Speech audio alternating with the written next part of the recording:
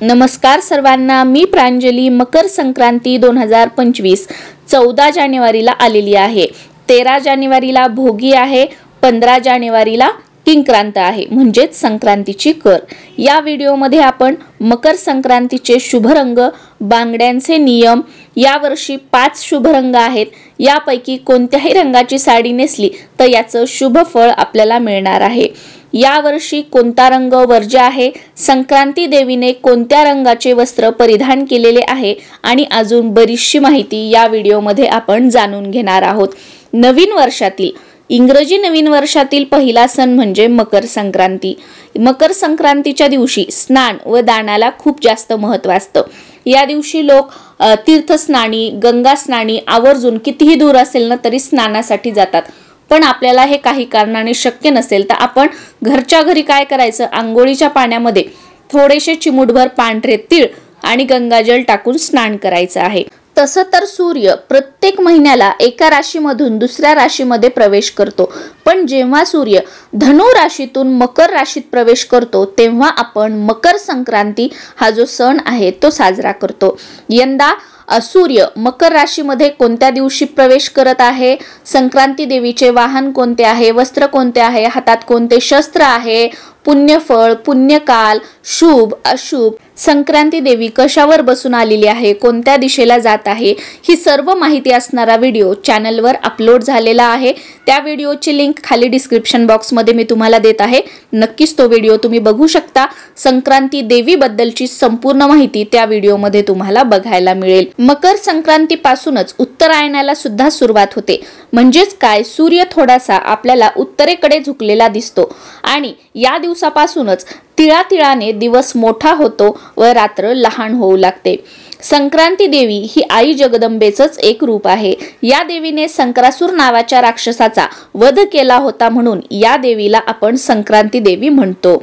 संक्रांती देवी दरवर्षी वेगवेगळ्या वाहनांवर बसून पृथ्वीवर येत असते। दरवर्षी संक्रांती देवीने वेगवेगळे वस्त्र परिधान केलेले असतात, हातात वेगवेगळी शस्त्र असतात, ती कोणत्या दिशेला जात आहे या सर्व गोष्टींवरून शुभ अशुभ या ज्या गोष्टी असतात ना त्या काढल्या जातात।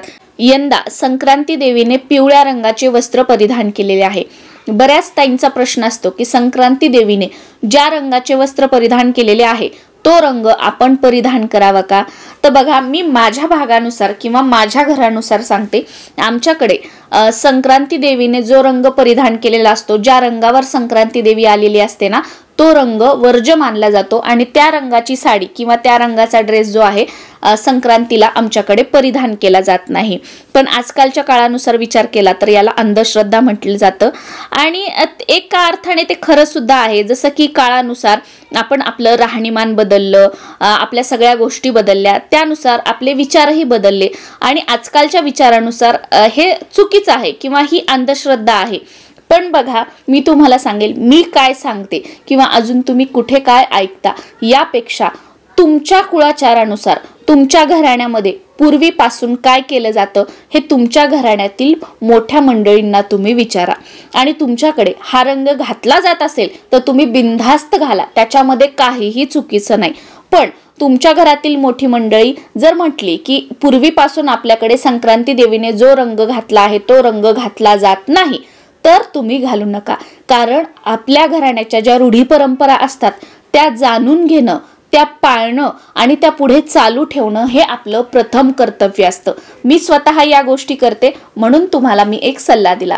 तुम्हाला पटलं तर घ्या, नाही पटलं तर सोडून द्या। तसं तर आजकालच्या काळानुसार विचार केला तर बघा, नवरात्रीमध्ये 9 दिवस आपण जे रंग परिधान करतो, तर जे रंग देवीने घातलेले आहेत, ज्या रंगाचे वस्त्र देवीने नेसलेले आहेत ते रंग आपण शुभ मानतो आणि नवरात्रीचे 9 दिवस आपण त्या रंगाचे वस्त्र परिधान करतो। त्यामुळे संक्रांती देवीने घातलेला रंग म्हणजेच पिवळा रंग अशुभ आहे असं मानू नका आणि पिवळ्या रंगाचे वस्त्र घातले तरी सुद्धा चालतं, कारण बऱ्याच जणांकडे ना संक्रांती देवीने जे वस्त्र घातलेले आहेत त्या रंगाचे वस्त्र घातले जातात, पण यूट्यूबवरती हा रंग अशुभ आहे, हे असं आहे तसं आहे ऐकल्यावर कुठेतरी मनामध्ये एक शंका निर्माण होते। मग ती शंका तुमच्या मनामध्ये निर्माण होऊ नये म्हणून आजकालच्या याच्यानुसार सुद्धा मी काही गोष्टी तुमच्यासोबत शेअर करत आहे की तुम्हाला ते चुकीचं वाटू नये। तुम्ही पिवळा रंग घातलेला काय मग माझ्यासोबत असं होणार तसं होणार, अजिबात काहीही होणार नाही. कारण कोणतेही देव कधीही कोणाचं वाईट होत नाही. आपल्या आयुष्यामध्ये जे काही वाईट दिवस वाईट गोष्टी घडतात ना, त्या आपल्या कर्मानुसार असतात. त्याच्यामुळे तो भ्रम जो आहे ना, मी असं केलं तर असं होईल, तो भ्रम डोक्यातून काढून टाका. आणि बऱ्याच वेळेला बघा, तुम्ही बघितलं असेल की जेव्हाही आपण कुलदेवीच्या मूळ पीठावर जातो, जसं की बघा आमची कुलदेवी आहे तुळजाभवानी, तर तुळजापूरला गेल्यानंतर तुम्हाला देवीने घातलेल्या ज्या साड्या असतात ना, जे वस्त्र असतात ते विकायला ठेवलेले दिसतात. आणि आपण मोठ्या ह्याने ते कितीही महाग असले, कशाही त्या साड्या असल्या, तर आपण काय म्हणतो, चला घेऊ बाबा, देवीने नेसलेले वस्त्र आहेत, एक वेळा का होईना आपण ते परिधान करावेत. म्हणून आपण तिथे जी किंमत सांगितली जाते त्या किमतीला ते वस्त्र देवीने परिधान केलेले घेतो आणि घरी आल्यानंतर देवीचा प्रसाद म्हणून, देवीचा आशीर्वाद म्हणून ती साडी जी आहे ती आवर्जून आपण नेसतो. मग संक्रांती देवीने परिधान केलेले वस्त्र नेसणं हे काही चुकीचं नाहीये. तो रंग जो आहे तो अशुभ नाहीये. म्हणून यंदा संक्रांती देवीने पिवळा रंग परिधान केलेला आहे ना, तो आपण घालू शकतो. तसं बघायला गेलं तर पिवळा रंग हा सौभाग्याचं प्रतीक आहे, वैभवाचं प्रतीक आहे. त्यामुळे पिवळा रंग हा अशुभ असूच शकत नाही. संक्रांती सणामधील मुख्य कार्यक्रम म्हणजे हळदी कुंकू. हळदी कुंकू हे हळदीशिवाय पूर्ण आहे का? नाही. हळदीशिवाय हळदी कुंकू हा सण अपूर्ण आहे. त्यामुळे हळद किंवा पिवळा रंग जो आहे तो अशुभ मानण्याची किंवा वर्ज्य करण्याची गरज नाहीये. तुम्ही जेजुरीमध्ये गेलात तर सगळीकडे तुम्हाला पिवळं पिवळं म्हणजे भंडारा उधळलेला दिसेल, सगळीकडे पिवळं दिसेल. आणि लग्नामध्ये सुद्धा सुरुवातीला हळद लावली जाते आणि आवर्जून हळदीला पिवळ्या रंगाचे वस्त्र नवरदेव आणि नवरीला परिधान करायला सांगतात. मग पिवळा रंग हा वर्ज्य असू शकत नाही. संक्रांती आली की बऱ्याच वेळेला आपल्याला ऐकायला मिळतं बघा की हा रंग अशुभ आहे, या रंगाच्या साड्या संक्रांतीला नेसायच्या नाहीयेत. पण असं काहीही नाही. सर्व रंग ना हे शुभ असतात आणि प्रत्येक रंगाचं वेगवेगळं एक आपलं असं वैशिष्ट्य आहे. आणि प्रत्येक रंग जो आहे तो एक वेगळ्या प्रकारची सकारात्मकता आपल्याला देत असतो. मकर संक्रांतीला तर काळ्या रंगाचे कपडे आवर्जून घातले जातात. काळ्या रंगाच्या साड्या महिला संक्रांतीसाठी कितीही महाग असू द्या, म्हणजे जिथे कुठे दिसल्या, संक्रांती सण जवळ जरी नसला आणि कुठे काळ्या रंगाची चांगली साडी दिसली तर महिला आवर्जून घेतात. त्यामुळे काळा रंग वर्ज्य आहे, हा रंग घालू नका, तो रंग घालू नका, असं काहीही नाही. काळा रंग सुद्धा शुभ मानला जातो आणि तो संक्रांतीमध्ये आवर्जून घातला जातो. काळा रंग का घातला जातो बरं संक्रांतीमध्ये आणि तो शुभ का मानला जातो, याच्या मागे अशी एक छोटीशी कथा सांगितली जाते. जेव्हा सूर्य मकर राशीमध्ये प्रवेश करतो तेव्हा त्याची पत्नी छाया म्हणजे सावली हिने काळ्या रंगाचे वस्त्र परिधान केले होते. तेव्हापासूनच संक्रांतीला काळ्या रंगाची साडी घालणे किंवा काळा रंग परिधान करणे हे शुभ मानले जाते. पण त्यातली त्यात बऱ्याच महिलांना असं असतं की संक्रांतीला यंदा कोणते शुभ रंग आहेत, कोणत्या रंगाच्या साड्या नेसाव्यात. तर मी तुम्हाला सांगितल्याप्रमाणे सगळे रंग शुभच आहेत. पण बघा, आपण सौभाग्याचा सण हा संक्रांती म्हणतो, तर सौभाग्यानुसार हिरवा, लाल, गुलाबी, पिवळा, नारंगी हे जे रंग आहेत ना ते शुभ मानले जातात. सवाष्णी स्त्रीने आवर्जून हे रंग परिधान करावेत असं सांगितलं जातं.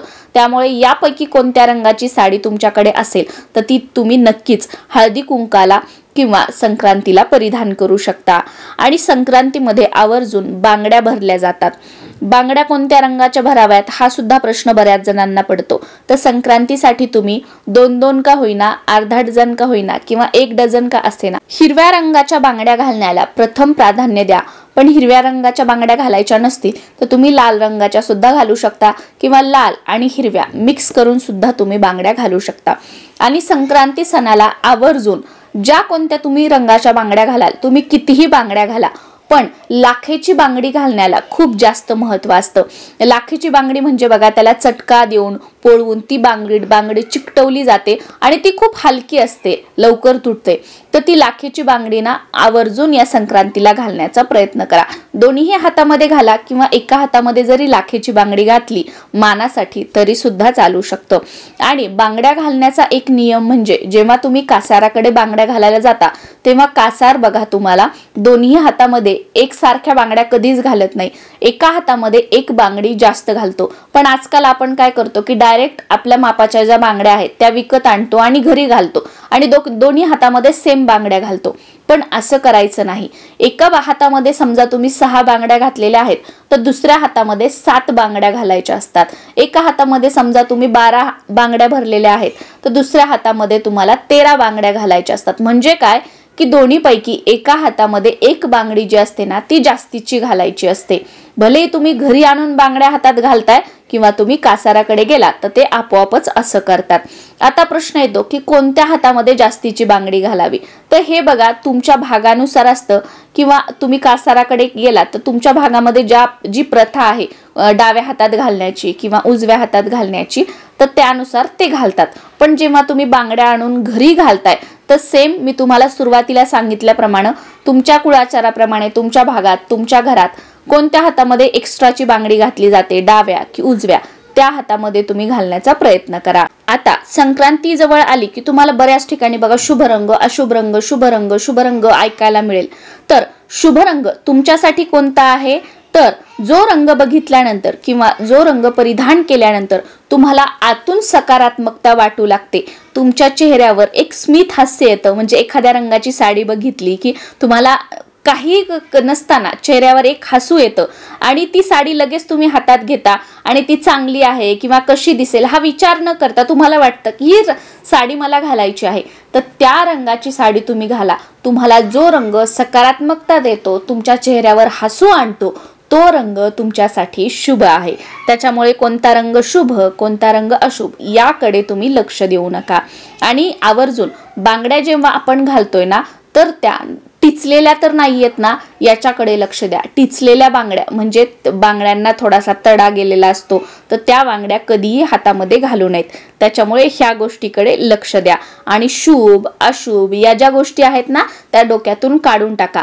प्रत्येक रंगाचं एक वेगळं असं वैशिष्ट्य असतं. प्रत्येक रंग हा शुभ आहे, कोणताही रंग हा अशुभ नाहीये. प्रत्येक रंग आपल्याला सकारात्मकता देतो. त्याच्यामुळे जे रंग तुम्हाला आवडतो मी सांगितल्याप्रमाणे त्या रंगाची साडी घाला आणि या गोष्टी डोक्यातून काढून टाका. नमस्कार.